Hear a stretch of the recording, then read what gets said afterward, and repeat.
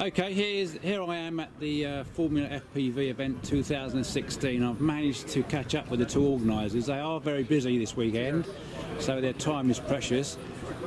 Gentlemen, from last year, which I attended, the event has grown somewhat. You could say that. Yeah. Last year we managed to put together around 32 pilots. 32, we're up to 70 this year. Which is a record. It is, yeah. It seems to be the biggest pilot group attendance so far. So you know, another little box tick for us. We've done, and it's going really well. It's just one step better than last year. You know, it's just a little bit better every time.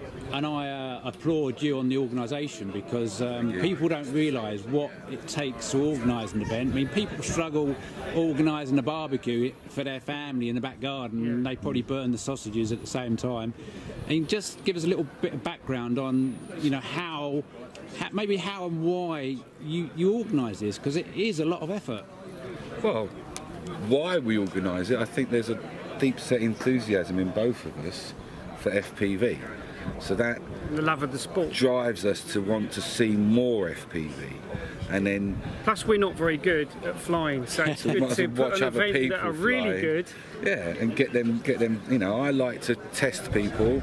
You know, I was asked for a difficult course. I think you've done that. I've done that. Yeah. I didn't notice the tunnel was a 90-degree tunnel. Yes. Yeah. You can't see it. That's got to be a first. That is a first. Well, this time last year there were no tunnels, so we had the first tunnel that we were aware of and the first high gate, and now many races since then have had both. Yeah, so we've laid the seed for an L-shaped tunnel. So it's just a covered corner really. So how do you go about designing the course then? I mean, what goes into that, and what's your wild ideas? Yeah, and just scribbling it out on paper and just thinking, like, I try and imagine the path.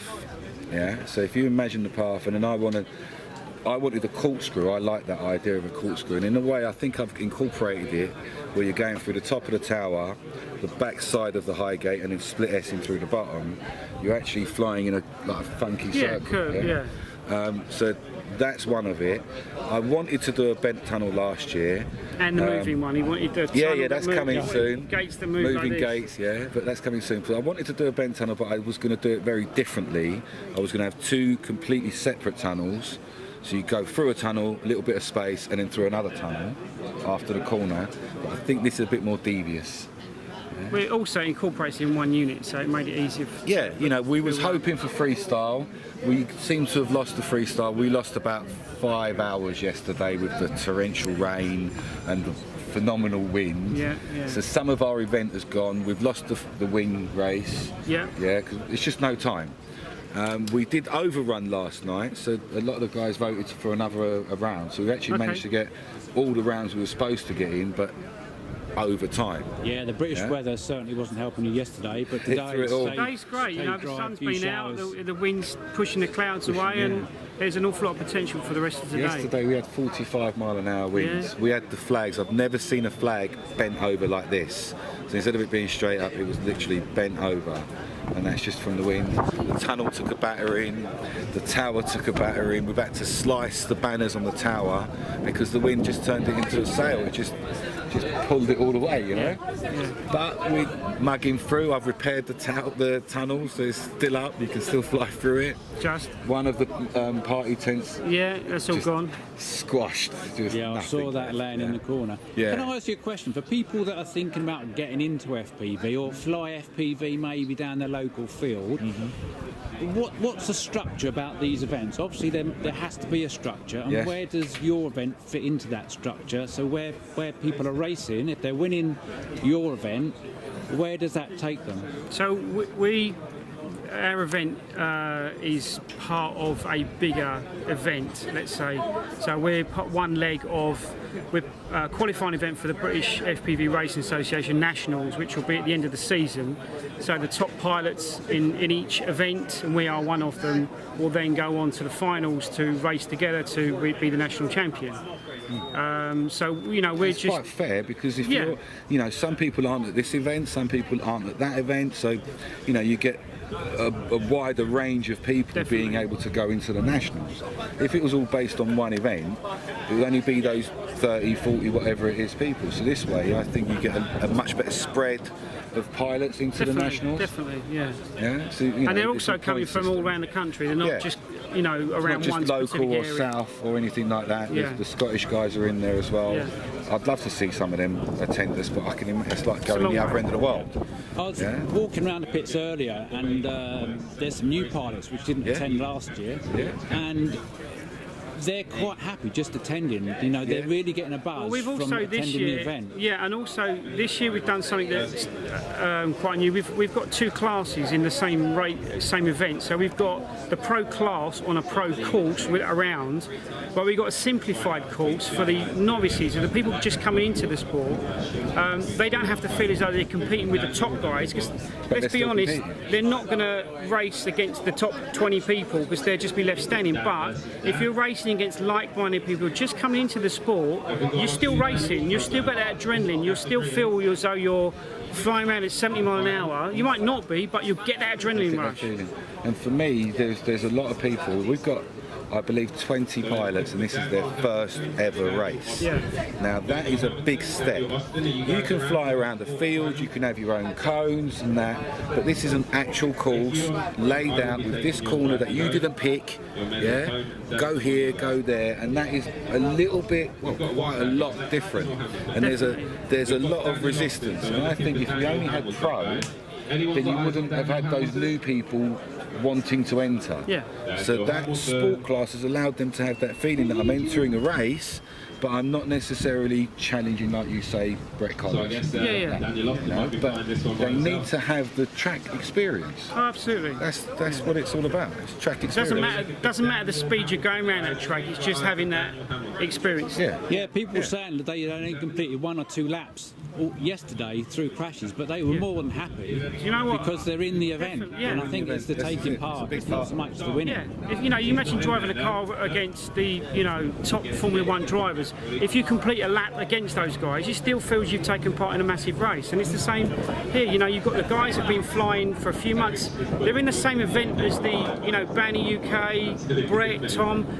They're the top pilots in the UK at the moment. I flew alongside them. Absolutely, Imagine that. That's what a statement that is. And you can go and walk and talk to them. They're the friendliest people around. Everyone is lending parts to each other.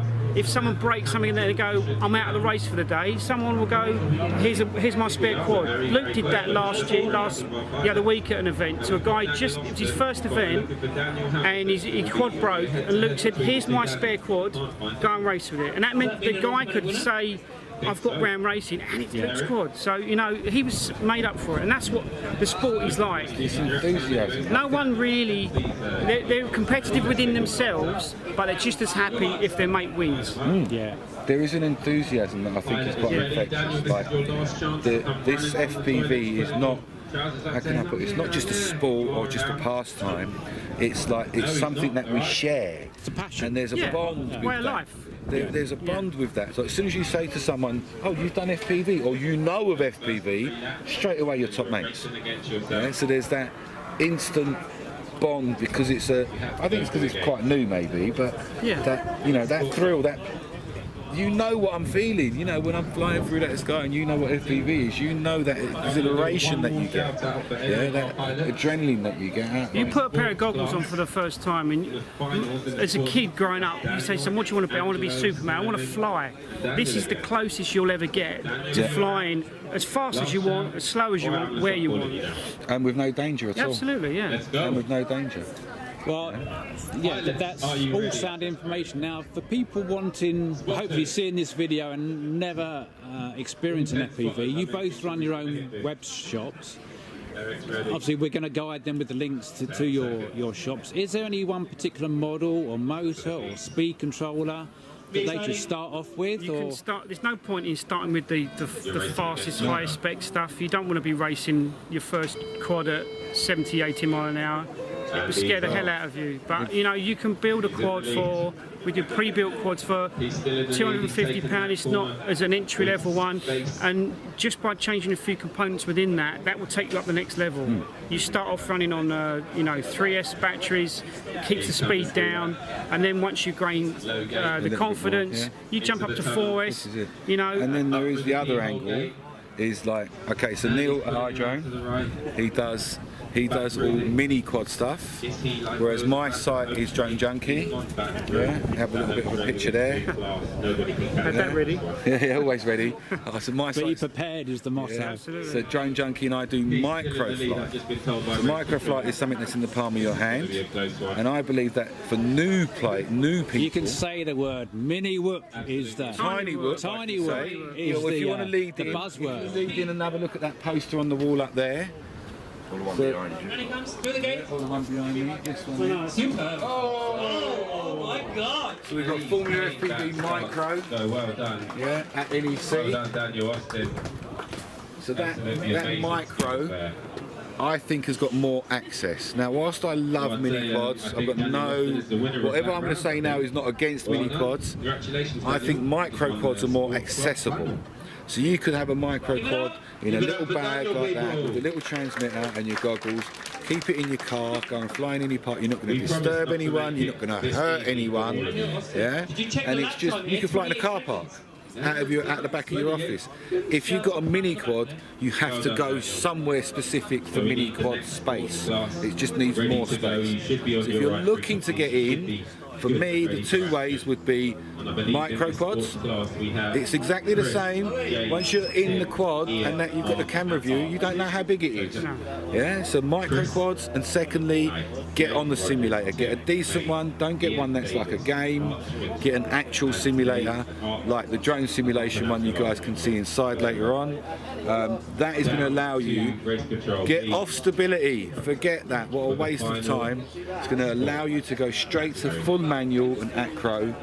Have your 50 crashes until your brain clicks in, and then when you start to fly, it's going to work best for you. And then the same skill set will take you into mini quads. If you master yourself on a simulator, you can pick up one of these and within yeah, you still think you're flying the same thing. That's the whole idea of having a realistic simulation, that you won't actually know.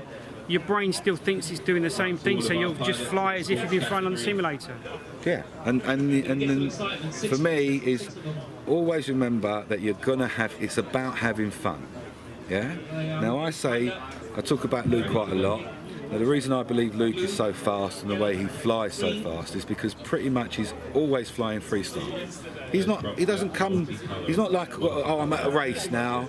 He's just having fun. He's out there. You see him. He's going around some of these corners. He's finding it all flipping. A racer wouldn't do that. Yeah? And he proved that in a few other races where he's gone through, like in Dubai, he went through, and as he's going through, he's done a little flip and he's forced himself down. Yeah? And it's, in a way, those freestyle skills have given him more options in the race. He can corner, he knows how to manoeuvre around certain obstacles because of his skills he's built So up. don't think that I'm at a race, just think I'm always having fun and I'm freestyling and I'm enjoying myself. That is the most important point, you know? Keep yourself nice and paced up. You're going to just have so much fun. Come to an event. You've got to try it. You know, we can enthuse and enthuse and enthuse, but without you actually putting those goggles on and getting those sticks in your hands, you won't get the heartbeat. No. You won't get that excitement. You can watch it on the screen. It looks fabulous, interesting. Yeah, you can watch someone else doing it on goggles. Yeah, you need the goggles and the sticks. Most important part of that. Gentlemen, I do thank you for your time. I know you're busy today organising the event, and I think you've given the viewers here some very sound information. And I think what our takeaway is, get involved. Don't be afraid to approach an FPV pilot and say, they're all awesome. Can I have a look through your goggles, mate? They're going to get the normal questions: how high, how fast can it fly? But it sounds to me, get involved, take part, and have fun. Yeah, look, all these FPV guys, if you just approach them straight and open, what are you doing? They're more happy to tell you. Yeah, they want you to know what they're doing. Are there? There's no, and they want to share it with you. That's what I was saying earlier about the enthusiasm. They want to share that feeling that they've got. Yeah, so just go and talk to them. They're lovely blokes. Gentlemen, thank you very much, and I hope the rest of that goes really well. Yeah, the sun's just come out. It's actually getting quite warm here now. It's lovely. So I think we're going to have some good finals. Excellent. Getting in the zone.